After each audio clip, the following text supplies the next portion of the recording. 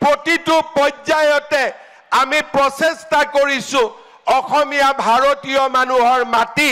যাতে অচিনাকি মানুহলৈ হস্তান্তৰ নহয় আমি বিধানসভাত আইন এখন আনিব খুজিছো যি আইনৰ দ্বাৰা অসমৰ যি স্থানত আমি সংখ্যালঘিষ্ঠ হ'ব আৰম্ভ কৰিছো সেই স্থানত কোনো মাটি তিনি প্ৰজন্মৰ অসমীয়া নহলে সেই মাটি কিনিব নোৱাৰিব তাৰো আজি আমি আইন আমাৰ বিধানসভাত আমি আনিব বিচাৰিছো চৰকাৰে প্ৰচেষ্টা কৰিছে জাতিটোক জীয়াই ৰখাৰ কাৰণে কিন্তু ই চৰকাৰী প্ৰচেষ্টাৰে জাতি জীয়াই নাথাকে জাতি যদি জীয়াই ৰাখিব লাগে আমি প্ৰতিগৰাকী ব্যক্তিয়ে আকৌ এবাৰ অসম আন্দোলনৰ কাৰ্যকৰ্তা হিচাপে আমি কাম কৰিব লাগিব একোজন আন্দোলনকাৰী হিচাপে আমাৰ নিজৰ জীৱনত নিজৰ সমাজত নিজৰ গাঁওখনত আমি আন্দোলন কৰিব লাগিব আমাৰ নামঘৰ সুৰক্ষিত ৰাখিব লাগিব আমাৰ বনাঞ্চল সুৰক্ষিত ৰাখিব লাগিব আমাৰ সত্ৰ সুৰক্ষিত কৰি ৰাখিব লাগিব আমাৰ মাটি সুৰক্ষিত কৰি ৰাখিব লাগিব আৰু অসমীয়া যুৱক যুৱতী ভাৰতীয় যুৱক যুৱতীৰ বাবে আমি সকলো ধৰণৰ সুবিধা আমি সংৰক্ষিত কৰিব লাগিব এজনো যদি অচিনাকি মানুহক আমি প্ৰেৰণা যোগাও এবাৰো যদি অচিনাকি মানুহক আমি আমাৰ বৰ ঘৰত সোমাবলৈ দিও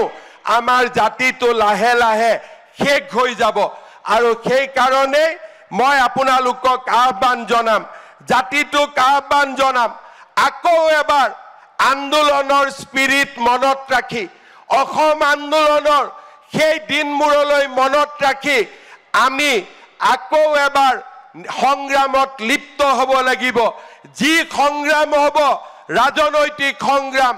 যি সংগ্ৰাম হ'ব সাংস্কৃতিক সংগ্ৰাম যি সংগ্ৰাম হ'ব অৰ্থনৈতিক সংগ্ৰাম আজি আমি চৰকাৰৰ প্ৰচেষ্টাৰে বহুবিলাক কৰিব পাৰিছো কিন্তু চৰকাৰী প্ৰচেষ্টাই জাতিটোক বহু দিনলৈ সুৰক্ষিত কৰি ৰাখিব নোৱাৰে আমি যদি আমাৰ মাটিবোৰ অচিনাকি মানুহৰ হাতত বিক্ৰী কৰি দিও আমি যদি আমাৰ খেতি পথাৰবোৰ অচিনাকি মানুহৰ হাতত গটাই দিও আমি যদি আমাৰ ব্যৱসায়সমূহ অচিনাকি মানুহৰ হাতত গটাই দিও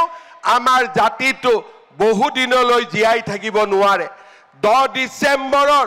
এই পবিত্ৰ দিনটোত মই প্ৰতিগৰাকী অসমীয়া ভাৰতীয়ক আহ্বান জনাম সকলোৱে নিজৰ নিজৰ কৰ্মক্ষেত্ৰত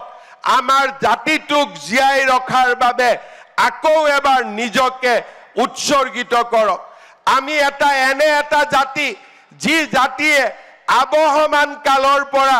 আমি আমাৰ স্বাভিমান ৰক্ষা কৰি আহিছো আৰু আজিও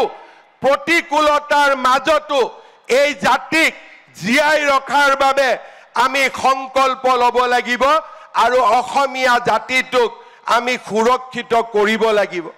আজি সমগ্ৰ অসমতে শহীদ দিৱসৰ দিনা প্ৰতিখন জিলা প্ৰতিখন সমজিলাতে হাজাৰ হাজাৰ ৰাইজ গোট খাইছে সামূহিক সংকল্প আৰু সামূহিক সংঘৰ্ষই আমাৰ জাতিটোক ৰক্ষা কৰিব আমাৰ জাতিটোক সুৰক্ষিত কৰিব সেয়েহে আজিৰ দিনটোত মই প্ৰতিগৰাকী অসমীয়াকে সামূহিক সংকল্প ল'বলৈ আকৌ এবাৰ আহ্বান জনাম আমি যাতে আমাৰ জাতিটোক জীয়াই ৰাখো সুৰক্ষিত কৰি ৰাখো আৰু অচিনাকি মানুহৰ সন্মুখত আমি যেন আত্মসমৰ্পণ নকৰো যি ধৰণে শহীদ খৰ্গেশ্বৰ তালুকদাৰে আত্মসমৰ্পণ কৰা নাছিল ধুলাৰ শহীদে পংকাৰ শহীদে যি ধৰণে আত্মসমৰ্পণ কৰা নাছিল ধলপুৰৰ শহীদে যেনেকৈ আত্মসমৰ্পণ কৰা নাছিল আমাৰ জাতিয়েও আৰু ভৱিষ্যতে কেতিয়াও আমি আত্মসমৰ্পণ নকৰো তাৰ সংকল্প আমি ল'ব লাগিব সদৌ মই পুনৰবাৰ আজিৰ এই অনুষ্ঠানত উপস্থিত থকা প্ৰতিগৰাকীকে ধন্যবাদ আৰু অভিনন্দন জনাইছো জাতীয় শহীদ স্মাৰক ক্ষেত্ৰ প্ৰতিগৰাকী অসমীয়াই যেন আহি এবাৰ হলেও আহি যাতে নিজ চকুৰে চাই আৰু প্ৰেৰণা লাভ কৰে তাৰ বাবে মই আহ্বান জনাম প্ৰতিগৰাকী অসমীয়াকে আজি মই মুকলিভাৱে আহ্বান জনাম প্ৰতিগৰাকী ভাৰতীয়ক আহ্বান জনাম যে যেতিয়াই সময় পায় এবাৰ বৰাগাঁৱলৈ আহি এই জাতীয় শহীদ স্মাৰক তীৰ্থ আপোনালোকে চাবলৈ আহিব আৰু জাতিটোক জীয়াই ৰখাৰ সংকল্প গ্ৰহণ কৰিব এই সমগ্ৰ শহীদ স্মাৰক নিৰ্মাণ কৰোঁতে সৰ্বানন্দ সোণোৱাল ডাঙৰীয়াৰ প্ৰেৰণা আৰু অসম মন্ত্ৰীসভাৰ প্ৰতিগৰাকী সদস্যৰ সহযোগিতা অতুল বৰা মন্ত্ৰী অতুল বৰা ডাঙৰীয়াৰ প্ৰচেষ্টা আৰু অসম চৰকাৰৰ লোক নিৰ্মাণ বিভাগৰ বিষয়াসকলক তেওঁলোকৰ প্ৰচেষ্টা আৰু একাগ্ৰতাৰ বাবে মই আকৌ এবাৰ ধন্যবাদ আৰু অভিনন্দন জনাইছো প্ৰধানমন্ত্ৰী নৰেন্দ্ৰ মোদী ডাঙৰীয়া আৰু গৃহমন্ত্ৰী অমিত শাহ ডাঙৰীয়াৰ নেতৃত্বত আমি আকৌ এবাৰ আমাৰ জাতিটোক সুৰক্ষিত কৰাৰ বাবে চৰকাৰীভাৱে আমি প্ৰচেষ্টা কৰিছো বাৰে বাৰে মই এটাই কথা কম চৰকাৰী প্ৰচেষ্টা যথেষ্ট নহয় আজি অচিনাকি মানুহসমূহে সামাজিক মাধ্যম দখল কৰিছে খেতি পথাৰ দখল কৰিছে অচিনাকি মানুহবিলাকে আমাৰ লৰা ছোৱালীৰ জীৱিকাবোৰ দখল কৰিছে সেয়েহে অচিনাকি মানুহবিলাকক প্ৰত্যাহ্বান জনাবলৈ আমাক সামগ্ৰিকভাৱে সংকল্প ল'ব লাগিব আৰু আজিৰ 10 ডিচেম্বৰৰ দিনটো সেই সামগ্ৰিক সংকল্পৰ